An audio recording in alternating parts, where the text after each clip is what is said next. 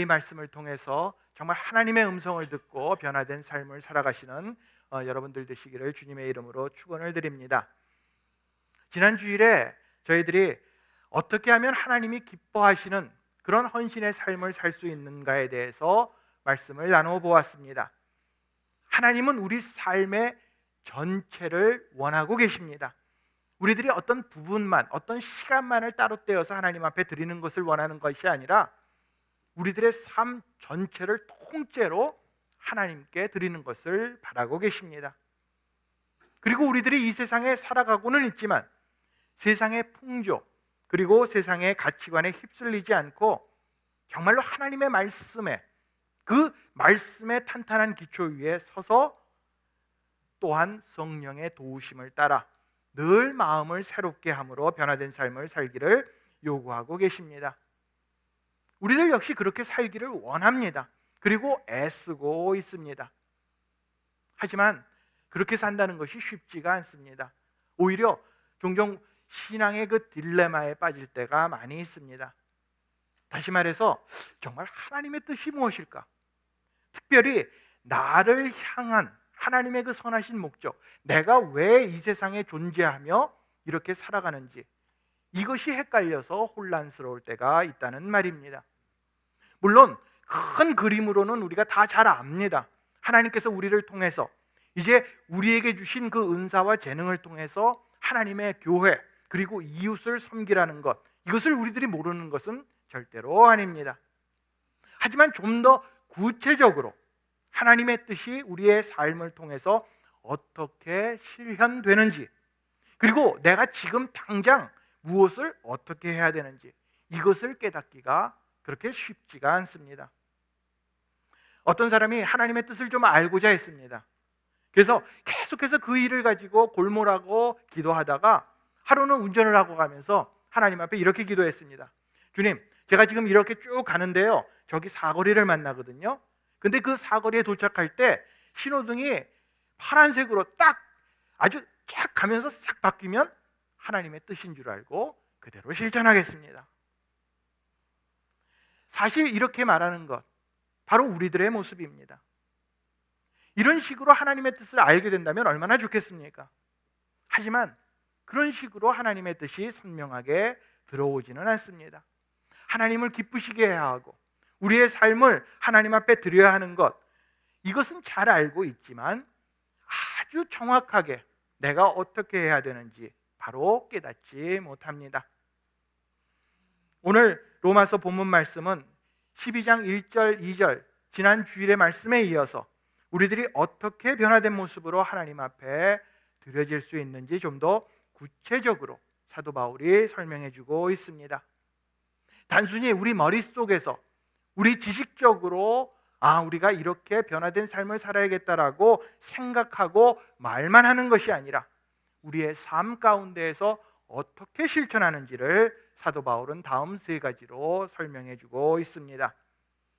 첫 번째, 우리는 겸손을 통해 변화된 삶을 살아갈 수 있습니다. 바울은 3절과 4절에 다음과 같이 기록합니다.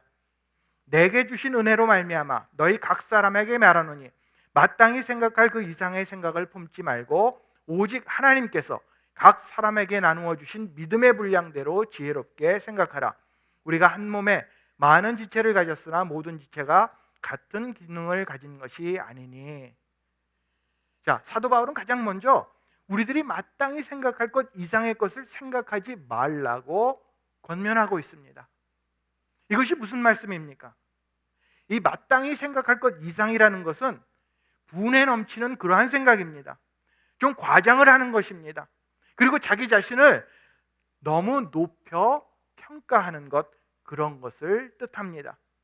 그런데 여기서 조금 더 나아가게 되면 하나님이 나에게 주신 그 믿음의 분량을 뛰어넘어서 내가 할 수 없는 일들, 내가 감당할 수 없는 것까지 하려고 능력 이상의 것을 위해 애쓰게 됩니다.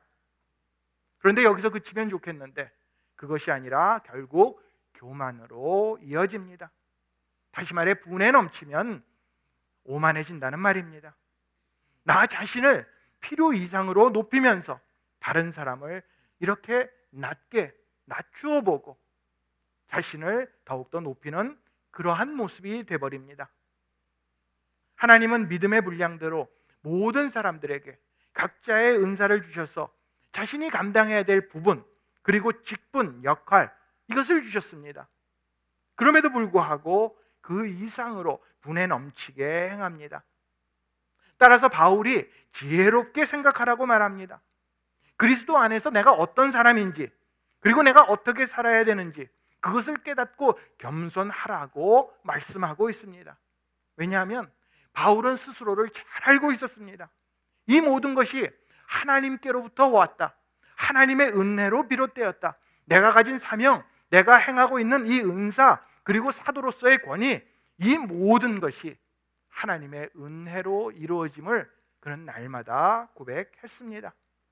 이런 겸손함이 있었기 때문에 바울은 지혜로운 모습으로 하나님의 나라와 교회를 섬길 수 있었던 것입니다.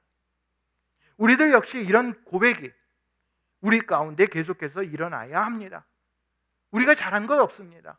우리에게 공로가 있거나 어떤 대단함이 있어서가 아니라 우리는 하나님의 은혜로 하루하루를 살아감을 잊지 말아야 합니다. 먼저는 하나님의 은혜로 우리는 구속함을 받았습니다. 그리고 은혜로 지금 자라가고 있습니다. 그리고 또 하나님의 은혜 때문에 하나님의 능력을 받아서 우리의 사명을 감당하고 있는 것입니다.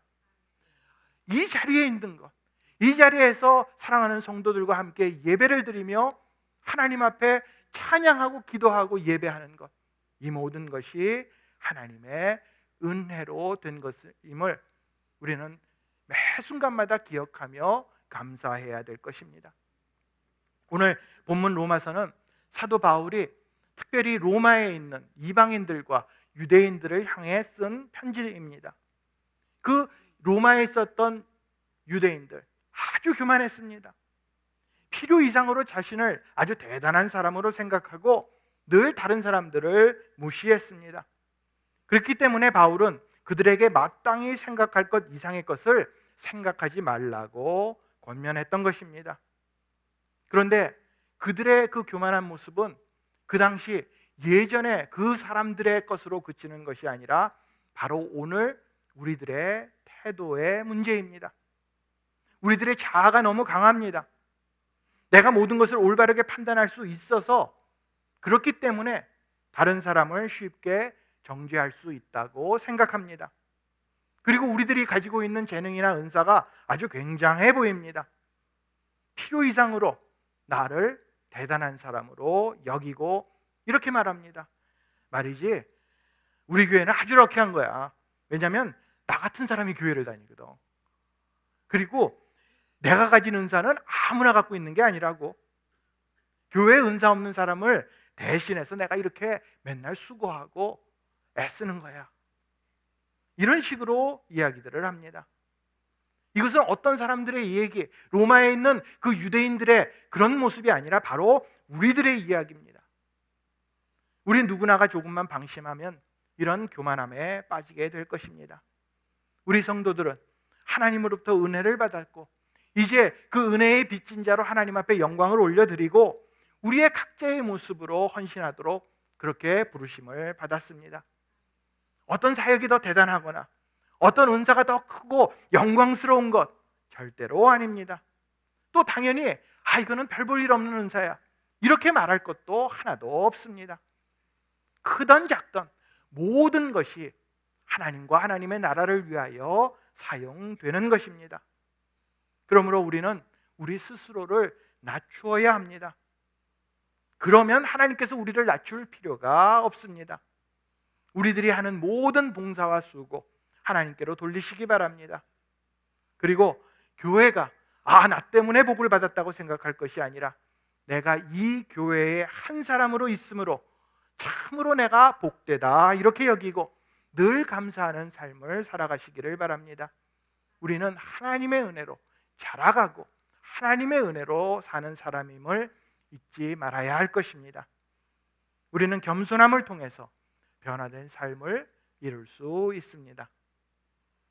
두 번째로 우리는 하나됨을 통하여 변화된 삶을 이룰 수 있습니다. 이제 4절, 5절에 바울은 또 다음과 같이 기록합니다. 우리가 한 몸에 많은 지체를 가졌으나 모든 지체가 같은 기능을 가진 것이 아니니 이와 같이 우리 많은 사람이 그리스도 안에서 한 몸이 되어 서로 지체가 되었느니라. 자, 우리가 변화되었다고 그렇게 말을 합니다. 그러면 우리가 변화된 모습을 어떻게 할 수 있습니까?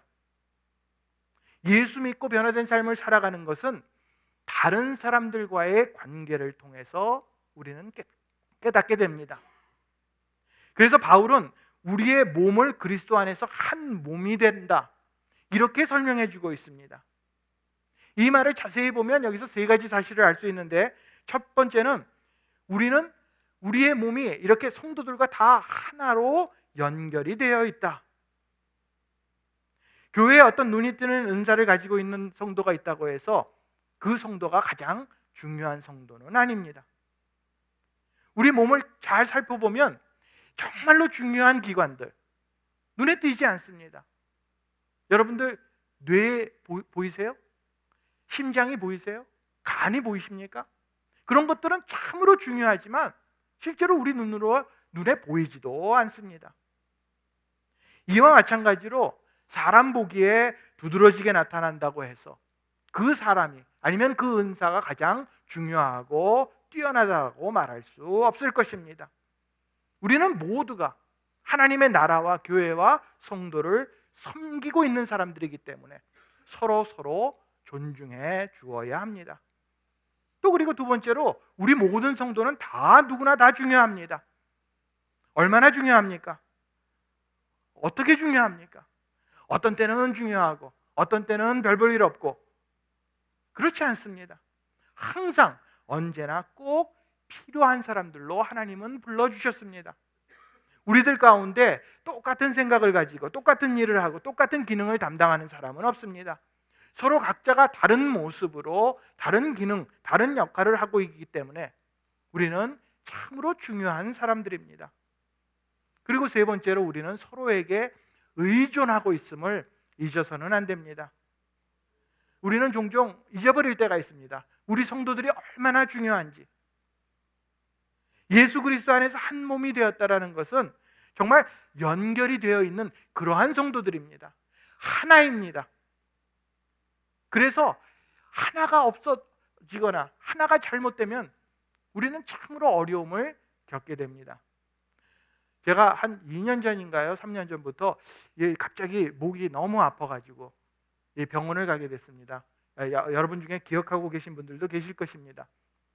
제가 이 스마트폰하고 컴퓨터를 하도 많이 해서 그런지 소위 그 거북목이라는 것이 돼가지고 그렇게 진단을 받았습니다. 의사 선생님이 엑스레이를 찍어보더니 이 목이 이렇게 어느 정도 이렇게 자연스럽게 돼야 되는데 앞으로 이렇게 쭉 뻗은 거북이 목처럼 됐다고 그렇게 이야기하면서 수술을 하든지 아니면 열심히 운동을 통해서 이제 치료될 수 있다고 말씀해 주셨습니다. 그런데 목이 그렇게 되니까 아주 불편했습니다. 목만 아픈 것이 아니라 목이 아프니까 자연스럽게 어깨가 올라가고 그리고 어깨가 아파지니까 팔로 통증이 내려오고 나중에는 손끝까지 아프고 그런데 이 목에서부터 이 몸만 아픈 것이 아니라 나중에는 골치도 아프고 집중도 안 되고 온 몸이 아픈 것을 경험하게 되었습니다. 이처럼 한 군데만 아프다고 해서 한 군데 아픈 것으로 그치는 것이 아닙니다. 바로 이 점을 사도 바울이 우리에게 설명해 주는 것입니다.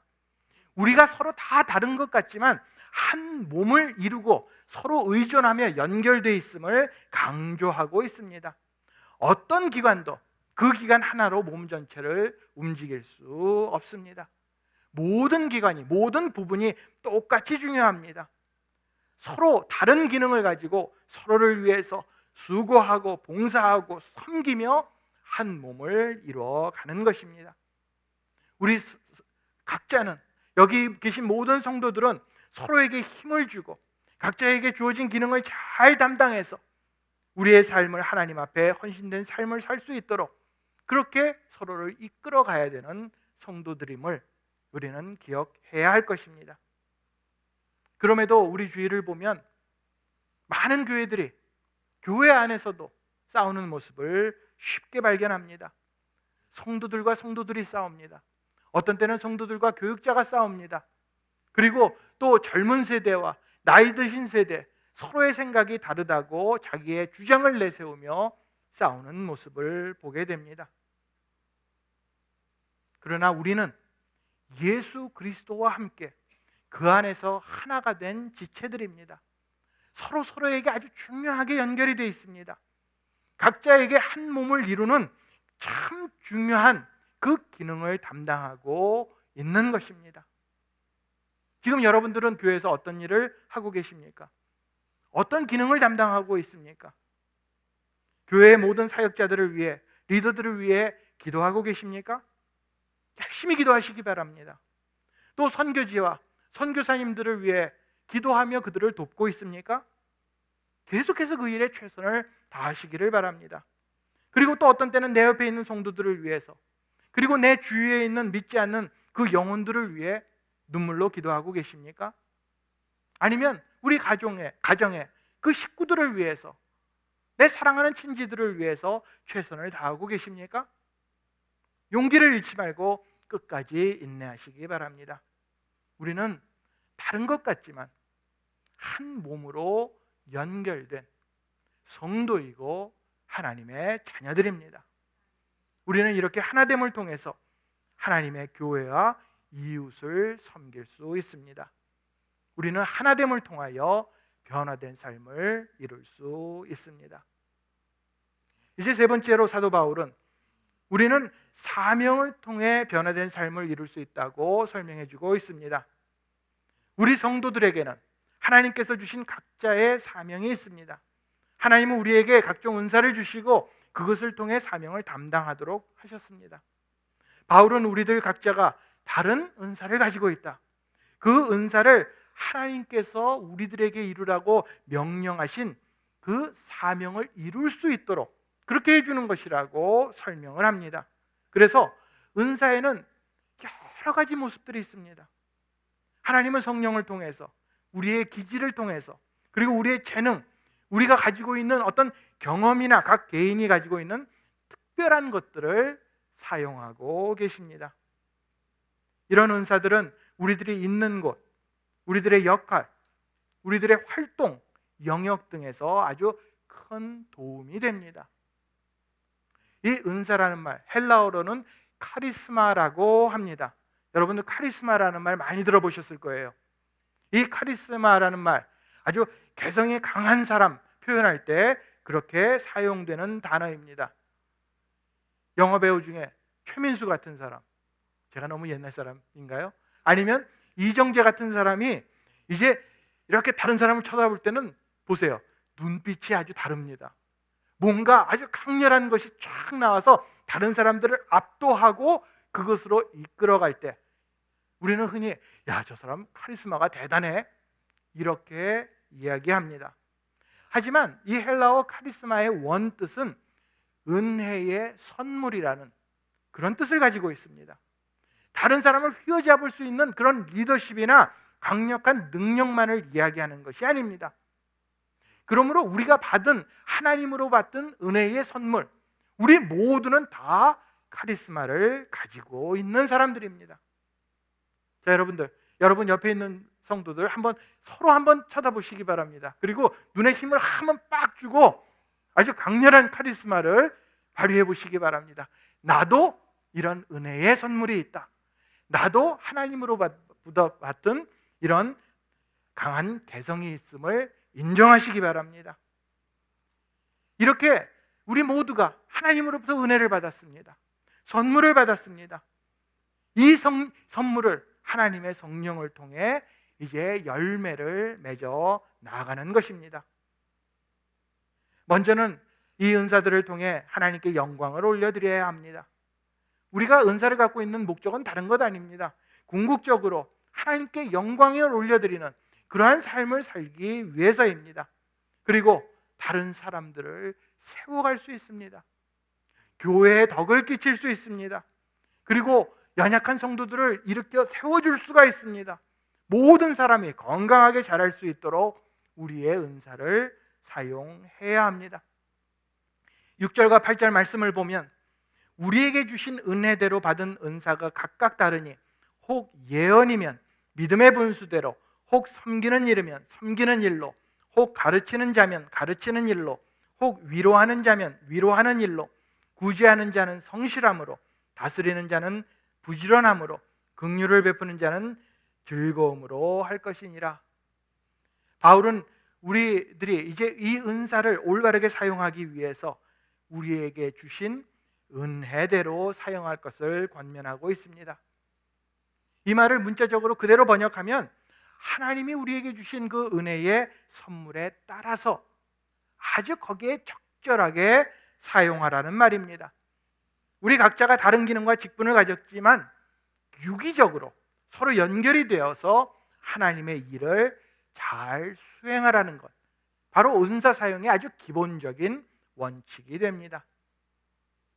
그러면서 바울은 여기 나오는 그 모든 은사들을 크게 7가지로 설명하고 있습니다. 예언은 하나님의 말씀을 선포하는 능력입니다. 섬기는 일, 이 섬기는 일은 도움이 필요한 사람들에게 실제적인 도움을 공급해 주는 것을 말합니다. 가르치는 일, 가르치는 것은 하나님의 말씀을 분명하고 적절하게 설명해 주는 것입니다. 위로하는 것, 위로한다는 것은 다른 사람을 세우고 권면하고 잘 설명해 주어서 안위해 주는 것을 말합니다. 구제한다는 것, 구제하는 것은 부족함이 있는 사람들에게 필요한 것을 채워주는 것을 말합니다. 다스린다, 이 다스리는 사역은 다른 사람들에게 동기를 부여해 주며 조화를 이루게 하고 감독해 주는 것을 말합니다. 그리고 7번째로 긍휼을 베푸는 것은 다른 사람들의 아픔을 깨닫고 조용히 사랑으로 다가가서 감싸 안는 것을 의미합니다. 요즘 세계보건기구 WHO에서 발표한 것 때문에 아주 뉴스거리가 됐습니다. 다른 것이 아니고 우리가 늘 먹는 소세지, 햄, 그리고 붉은 고기, 이 모든 것들이 발암물질과 다르지 않다, 거의 발암물질 수준이다, 성면이나 담배나 마약과 같다라고 그렇게 발표한 것 때문에 온 세계가, 이 미국뿐만이 아니라 한국도 아주 시끌벅적합니다. 그런데 저는 참 고기를 좋아합니다. 그래서 불고기도 좋고 갈비도 좋고 미국식 바베큐도 다 좋아합니다. 그래서 마켓에 가서 이 소고기를 고를 때 아주 신중하게 고려해서 삽니다. 고기가 있다고 해서, 소고기가 있다고 해서 다 똑같은 것이 아닙니다. 부위가 다 다르기 때문에 용도에 맞춰서 골라야 합니다. 미역국을 끓일 때 그때는 양지머리나 사태가 아주 좋습니다. 그리고 불고기감으로는 아주 육질이 부드러운 우둔살, 목살이 좋습니다. 그리고 잡채를 할 때 뭐 좋을까요? 씹히는 맛이 있어야 되잖아요. 그러니까 이 다용도의 맛이 좋은 홍두깨살이 제격입니다. 물론 이 고기를 고를 때 아주 제일 비싼 거, 최상의 것을 하면 여기저기에 다 좋겠지만 제대로 된 맛을 원한다면 요리에 따라 적절한 고기를 선택해서 사용하는 것이 좋습니다. 우리의 은사도 마찬가지입니다. 하나님은 우리에게 이렇게 다양한 은사를 주셨습니다. 내가 받은 은사, 하나님께서 나에게 주신 탤런트는 정말 나에게 꼭 맞도록, 내 사명을 감당하는 데 적합하도록 그렇게 관련되어 있습니다. 그러므로 다른 사람을 부러워할 것이 없습니다. 다른 사람의 은사를 보고 질투할 것도 없습니다. 내가 가진 탤런트로 하나님께 영광을 드러내야 합니다. 여러분은 하나님 앞에 어떤 은사를 받았습니까? 여러분이 가장 관심이 있는 것, 그리고 여러분이 잘할 수 있는 그런 부분에 여러분의 마음을 두고 집중하시기 바랍니다. 하나님께서 은혜로 우리에게 주신 선물, 말 그대로 선물입니다. 기쁨으로 받는 것입니다. 선물을 받고 부담스러워하는 것, 그것은 선물 주는 사람의 목적과는 달라집니다. 여러분은 하나님께로부터 은혜의 선물을 받았습니다. 그러면 기쁨으로 행해야 할 것입니다. 하나님의 영광을 위해서, 그리고 우리 몸된 교회의 형제 자매를 위해 사용될 때 그것은 감사와 기쁨으로 열매 맺게 될 것입니다. 우리는 이 땅에서 사는 목적이 분명합니다. 이 세상을 따라하면서 세상의 기준에 따라서 사람들이 말하는 것처럼 행복한 것, 편안한 것, 잘 사는 것, 성공하는 것, 높이 올라가는 것, 여기에 목적을 두고 살아가는 사람들이 절대로 아닙니다. 하나님이 우리에게 주신 사명, 그 사명을 감당하기 위해서 하루하루를 수고하며 살아가고 있습니다. 그 사명을 이루기 위해서 우리 자신이, 우리의 삶이 하나님 앞에 온전히 바쳐져야 할 것입니다. 어떤 한순간이나 한 부분, 일주일에 이 한 시간, 이 자리만이 아니라 우리의 삶 전체가 하나님 앞에 산 제물이 되어야 할 것입니다. 하나님은 우리를 사랑하셨습니다.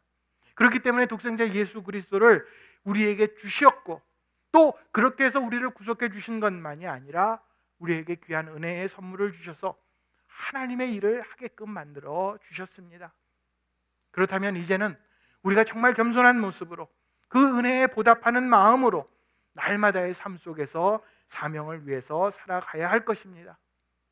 그렇게 하기 위해 서로를 존중하며 서로의 역할과 기능을 인정하며, 그리고 우리 모든 성도들이 하나님 안에서, 예수 그리스도 안에서 하나님을 잊지 말고 우리에게 주어진 은사를 통해 사명 감당에 최선을 다해야 할 것입니다.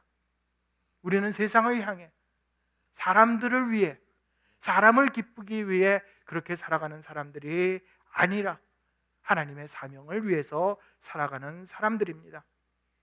이 사명을 우리들의 삶의 치열한 현장 가운데에서 날마다 이뤄가며 기쁨과 감사로 하나님께 영광 올리시는 저와 여러분들이 되시기를 우리에게 은혜의 선물을 허락하신 예수님의 이름으로 축원을 드립니다.